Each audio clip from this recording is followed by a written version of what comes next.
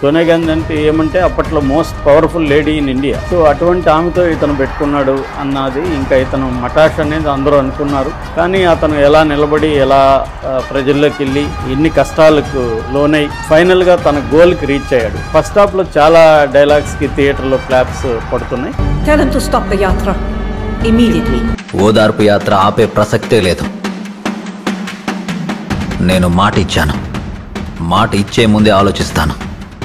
ఇచ్చాక ఆలోచించేది ఏముంది, ముందుకెళ్లాల్సిందే. సో డైలాగ్స్ చాలా పవర్ఫుల్గా రాసుకున్నారు. But at the same time placement of the dialogues కూడా చాలా అక్యురేట్గా ఉన్నాయి. జైల్లో ప్రశాంతంగా ఎలా నిద్రపోతున్నాడు కడపోడు సార్. కడపోళ్ళకి ఎండలు కష్టాలు కొత్తేం కాదు. స్వతహాగా దేన్నైనా ఓర్చుకునే శక్తి వాళ్ళకెక్కువ.